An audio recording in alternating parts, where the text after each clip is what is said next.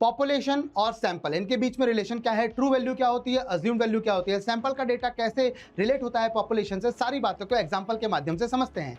एक इलेक्शन हुआ जिसमें चैनल ने कैंडिडेट एक्स के बारे में कुछ एग्जिट पोल करवाया। उन्होंने कहा कि टोटल 40% ऑफ द वोट उसे मिलने वाले हैं और उनका कॉन्फिडेंस लेवल 90% है, साथ ही साथ एक 5% का मार्जिन एरर है।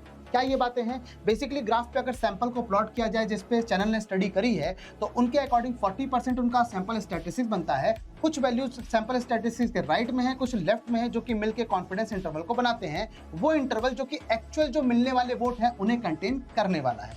बीच में जो मार्जिन ऑफ एरर आता है वो सैंपल स्टैटिस्टिक्स के राइट में और लेफ्ट में 5% निकल के आता है। पर ये कैसे निकलता है, इस बात को समझते हैं।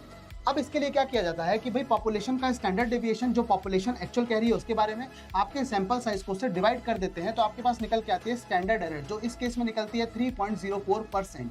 बेटा इसमें अगर मल्टीप्लाई कर दिया जाए जी अल्फा बाई 2 का, जो कि कॉन्फिडेंस इंटरवल से निकलता है अल्फा बाई 2.5 और जी अल्फा बाई 2 1.645, तो इसका मतलब ये है कि आप इस नंबर लाइन पे समझ पाते हो कि इस पॉइंट से कितना आगे जाना है, कितना पीछे जाना है, कितने यूनिट मूव करना है। तो बेसिकली ये मार्जिन ऑफ एरर कहलाता है। This is actually combined margin of error.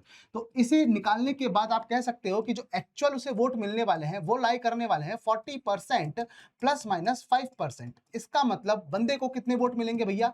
यहाँ पर 35% भी मिल सकते हैं और 45% भी मिल सकते हैं। इस दावे को लेकर चैनल 90% कॉन्फिडेंट है। तो ऐसे ही मोर इन्फॉर्मेटिव वीडियोस के लिए और शॉर्ट वीडियोस के लिए चैनल को सब्सक्राइब जरूर करिए।